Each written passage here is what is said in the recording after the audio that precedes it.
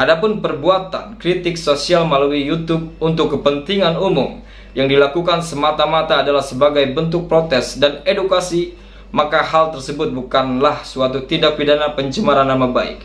Menurut analisa hukum saya, mempublikasikan perbuatan dengan tindak pidana pengancaman dengan kekerasan yang dilakukan oleh seseorang atau tindak pidana lain, hal tersebut bukanlah perbuatan tindak pidana. Lebih lanjut saya jelaskan bahwa perbuatan tersebut dilakukan tanpa harus minta izin kepada pelaku. Sepertinya halnya berita peristiwa kriminal dalam televisi. Ada pelaku jambret, begal, pencurian, dan lain-lain. Pertanyaannya, apakah untuk mempublikasikan perbuatan tersebut perlu meminta izin kepada pelaku? Ya tentu saja tidak. Artinya edukasi hukum ini memberikan kesimpulan bahwa jangan pernah takut mengungkap suatu kebenaran. Selagi saya mengungkap suatu kebenaran berdasarkan dengan bukti yang ada, saya tidak akan pernah mundur selangkah pun. Bagi kalian yang ingin melaporkan, silakan kalian laporkan saja.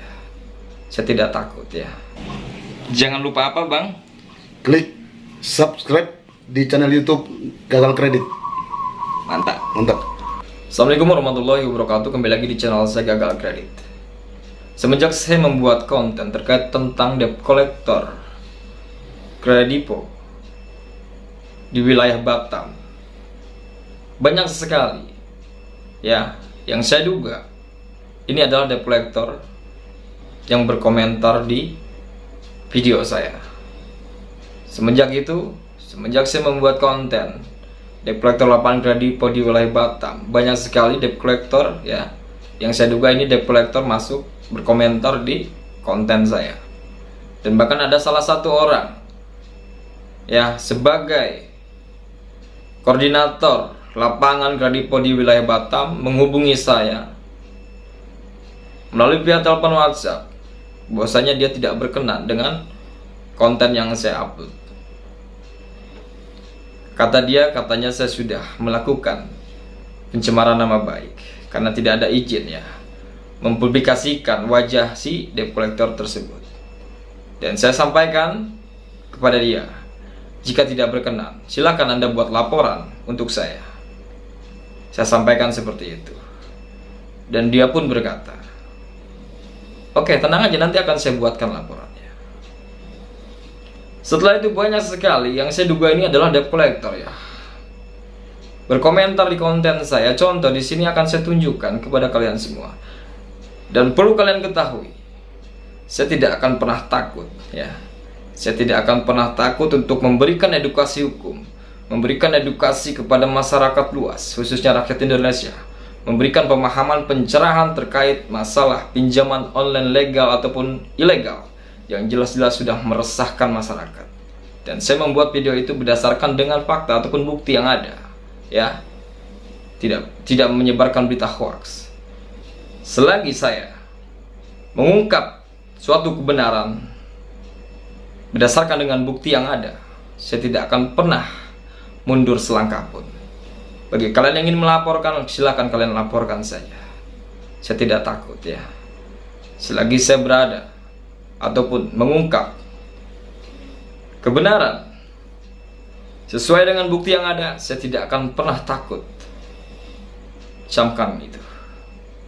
Di sini akan saya tunjukkan salah satu dari beberapa netizen yang saya duga ini adalah debt collector ya, yang bernama akun YouTube Fiona Novira. Di sini dia menyampaikan, wah ternyata mau sharing-sharing suruh bayar. Tahan di sini, saya akan klarifikasi ya. Masuk WC bayar nggak? Nggak ada yang gratis. Dan perlu lo ketahui, selama 5 tahun gue gratis ya, gak gue mintai sepeser pun. Orang mau konsultasi via telepon, via chat, gratis sampai berjam-jam. Baru 2 bulan setengah ini gue bikin aturan baru ya, masuk grup seikhlasnya. Konsultasi via telepon 100.000 seumur hidup. Ada nggak? Ada nggak konsultasi 100.000 seumur hidup? Hati-hati lo kalau komen ya. Lanjut, itu konten-konten yang ada video desainnya sudah minta izin belum? enak nih buat dilaporkan. Dia berkomentar seperti ini, dan saya pun membalasnya. Ditunggu laporannya ya. Dan dia mulai berkomentar lagi di konten yang berbeda. Masa sih bang, mau bertahun-tahun nggak bayar tetap dibilang telat 3 bulan. Kalau lo mau bukti, ya, gue tunjukkan buktinya nanti. Di sini kan lo menyampaikan juga, hati-hati bang, regulasi OJK jelas lo, nggak seperti yang abang bilang. Boleh kapan kita ketemu bang silaturahmi? Boleh banget. Ya, boleh banget. Tinggal agendakan saja kapan. Gue tunjukin nanti bukti semua yang ada, ya. Bicara masalah nunggak bertahun-tahun, tetapi dibilang telah 3 bulan. Nanti gue tunjukin. Ada buktinya, ya. Buktinya ada. Mau yang seperti apa gue tunjukin semua. Dan Anda malas di sini, saya balas di sini, agendakan saja. Mau bukti seperti apa di aneh ada semua. Kalau oke, buat kalian yang tidak berkenan, ya, pihak terkait yang tidak berkenan dengan konten saya, silakan kalian buat pelaporan. Tapi sebelumnya saya akan memberikan edukasi hukum tentang pencemaran nama baik Undang-Undang ITE. Kalian simak baik-baik. Edukasi hukum tentang pencemaran nama baik Undang-Undang ITE. Kemerdekaan menyatakan pikiran dan kebebasan berpendapat serta hak memperoleh informasi melalui penggunaan dan pemanfaatan teknologi informasi dan komunikasi ditujukan untuk memajukan kesejahteraan umum dan mencerdaskan kehidupan bangsa serta memberikan rasa aman, keadilan, dan kepastian hukum bagi pengguna dan penyelenggara sistem elektronik. Itulah penjelasan umum Undang-Undang ITE 2016. Undang-Undang ITE yang lama tahun 2008 telah menetapkan 8 pasal ketentuan pidana, namun Undang-Undang ITE yang baru yang terbuat pada tahun 2016 telah melakukan perubahan pasal 45 dan penambahan pasal 45A dan 45B yang kesemuanya berfungsi menjerat pelaku tindak pidana yang berkaitan dengan kejahatan teknologi informasi, cybercrime, yang lebih khusus kepada perbuatan pencemaran nama baik. Adapun satu di antaranya adalah pasal 45 ayat 3 Undang-Undang ITE tahun 2016 yang berbunyi, setiap orang yang dengan sengaja dan tanpa hak mendistribusikan atau mentransmisikan dan atau membuat dapat diaksesnya informasi elektronik dan atau dokumen elektronik yang memiliki muatan penghinaan dan atau pencemaran nama baik sebagaimana dimaksud dalam pasal 27 ayat 3 dipidana dengan pidana penjara paling lama 4 tahun dan atau denda paling banyak senilai 750 juta rupiah. Perubahan elemen dasar ketentuan pasal 45 ayat 3 Undang-Undang ITE 2008 menjadi pasal 45 ayat 3 Undang-Undang ITE 2016 terkait penghinaan atau pencemaran nama baik adalah lamanya pemidanaan yang berkurang dari pidana penjara paling lama 6 tahun menjadi 4 tahun. Sedangkan denda dari semula 1 miliar menjadi 750 juta. Adapun dampak berkurangnya ancaman pidana tersebut, maka tersangka atau terdakwa tidak dapat ditahan oleh penyidik, penuntut umum maupun hakim. Selain itu, terdapat perubahan penjelasan ketentuan pasal 27 Undang-Undang ITE 2008 yang sebelumnya tertulis jelas. Kemudian di dalam penjelasan pasal 27 Undang-Undang ITE 2016 menjadi ketentuan pada ayat ini mengacu pada ketentuan pencemaran nama baik dan atau fitnah yang diatur dalam kitab Undang-Undang Hukum Pidana KUHP. Hal ini semakin memperjelas satu makna pencemaran nama baik dan atau fitnah sebagaimana diatur dalam KUHP serta dua merubah sifat delik. Penghinaan dalam KUHP diatur pada bab 16 yang di dalamnya terdapat rumpun pencemaran nama baik.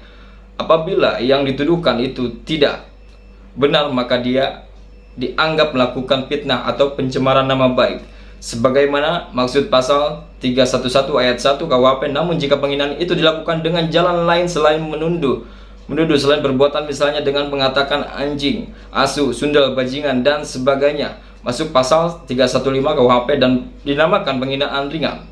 Dalam Undang-Undang ITE 2008, penghinaan atau pencemaran nama baik merupakan delik biasa sehingga dapat diproses secara hukum sekalipun tidak adanya pengaduan dari korban. Namun dengan mengacu pada KUHP sebagaimana maksud Undang-Undang ITE 2016, maka delik tersebut berubah menjadi delik aduan delik yang mengharuskan korban membuat pengaduan kepada pihak yang berwajib. Pencemaran nama baik merupakan delik aduan absolut, di mana hanya korbanlah yang mengadu secara langsung serta tidak dapat diwakilkan dengan siapapun.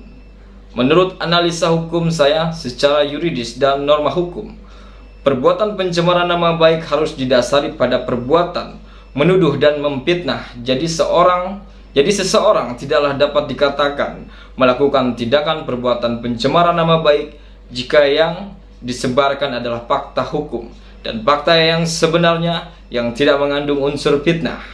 Adapun perbuatan kritik sosial melalui YouTube untuk kepentingan umum yang dilakukan semata-mata adalah sebagai bentuk protes dan edukasi, maka hal tersebut bukanlah suatu tindak pidana pencemaran nama baik. Menurut analisa hukum saya, mempublikasikan perbuatan dengan tindak pidana pengancaman dengan kekerasan yang dilakukan oleh seseorang atau tindak pidana lain, hal tersebut bukanlah perbuatan tindak pidana. Lebih lanjut saya jelaskan bahwa perbuatan tersebut dilakukan tanpa harus minta izin kepada pelaku. Sepertinya halnya berita peristiwa kriminal dalam televisi. Ada pelaku jambret, begal, pencurian, dan lain-lain. Pertanyaannya, apakah untuk mempublikasikan perbuatan tersebut perlu meminta izin kepada pelaku? Ya tentu saja tidak. Artinya edukasi hukum ini memberikan kesimpulan bahwa jangan pernah takut mengungkap suatu kebenaran. Camkan itu. Terima kasih. Assalamualaikum warahmatullahi wabarakatuh.